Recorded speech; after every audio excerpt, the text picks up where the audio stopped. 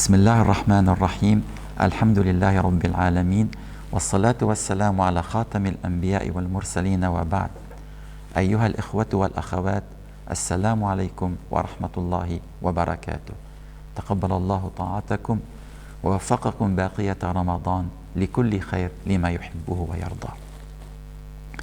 Chers frères, chères sœurs, nous voici arrivés dans les 10 derniers jours du Ramadan, où les espoirs se multiplient en la miséricorde d'Allah, en son pardon et en l'affranchissement du fait de l'enfer. Ce sont les jours les plus attendus par tout musulman et toute musulmane.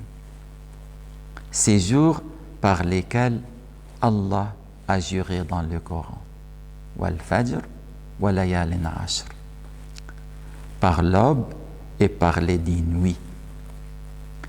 L'imam Muslim rapporte, Aïcha relate que le messager d'Allah, le prophète Muhammad sallallahu alayhi wa sallam, redoublait d'efforts durant le mois de Ramadan, plus qu'aucun autre moment.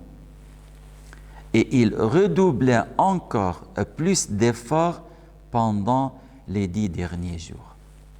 عن عائشة رضي الله عنها قالت كان رسول الله صلى الله عليه وسلم يجتهد في رمضان ما لا يجتهد في غيره وفي العشر الأواخر منه ما لا يجتهد في غيره.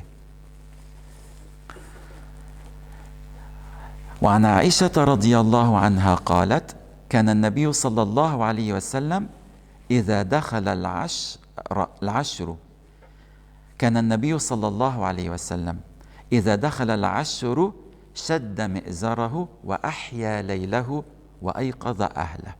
D'après Aïcha aussi, lorsque rentraient les 10 jours, les 10 derniers jours du Ramadan, le prophète sallallahu alayhi wa sallam serrait son izar, il veillait la nuit et il réveillait sa famille pour que tout le monde partage avec lui l'ajr.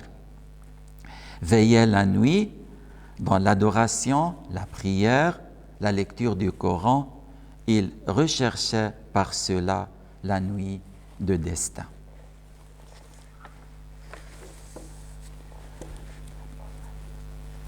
Donc, profitez pleinement de ce temps-là, surtout avec le confinement, alors s'organisez bien. En effet, les obligations professionnelles sont diminuées. Pas de sortie également pour effectuer Salat al-Tarawih dans nos mosquées.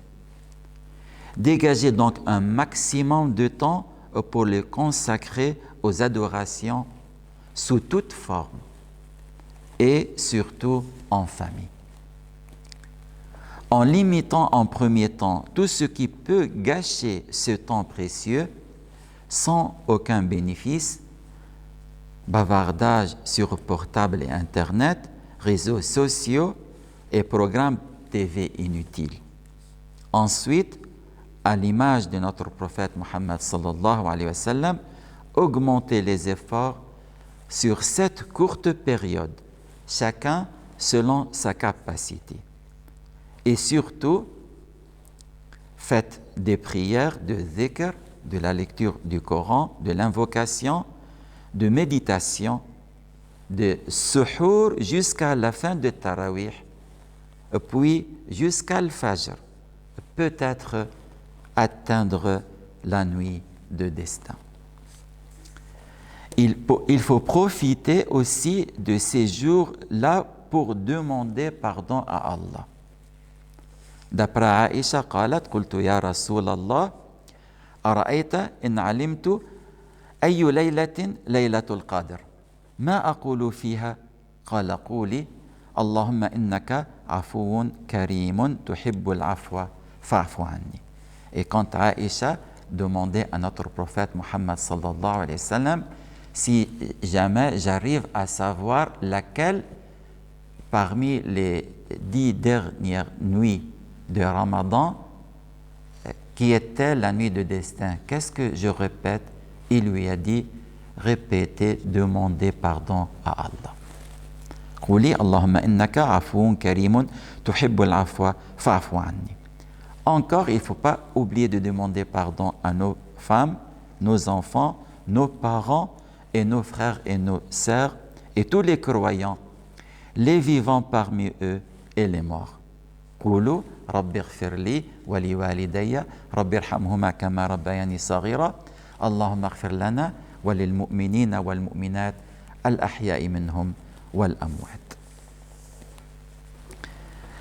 Donc, profitez pleinement de ces 10 derniers jours de Ramadan aussi pour faire les bonnes œuvres.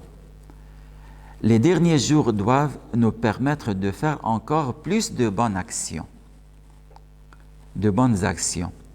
Toute bonne action est à saisir. Visiter les parents et leur témoigner de l'affection, prendre des nouvelles de ses proches, visiter les malades, aider un voisin, faire un don et donner du temps à une association, surtout à nos mosquées en pleine construction, aussi à nos écoles privées en pleine difficulté, comme Al-Kindi, comme Château Chinou.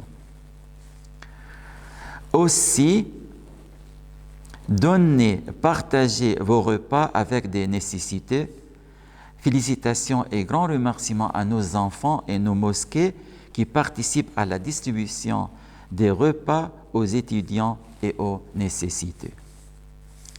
En espérant ainsi un retour à la vie normale et à nos mosquées après Covid-19, profitez au maximum de ces 10 derniers jours du Ramadan en famille.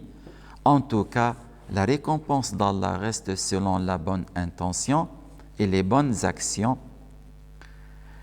faites auparavant, même si on n'arrivera pas à les faire après. Faites l'effort, peut-être qu'on n'aura pas d'autre occasion pour le faire. D'après Abu Huraira, tous les ramadans, le prophète faisait une retraite de 10 jours. L'année où il est mort, il a fait une retraite de 20 jours. نسأل الله عز وجل أن يوفقنا وإياكم في هذا الشهر المبارك لما يحبه ويرضاه وأن يتم علينا نعمته وأن يجعلنا من عباده الصالحين. تقبل الله طاعتكم والسلام عليكم ورحمة الله وبركاته. أنت نور الله فجرا جئت بعد العسر يسرا ربنا أعلاك قدرا يا إمام الأنبياء أنت في الوجدان حي أنت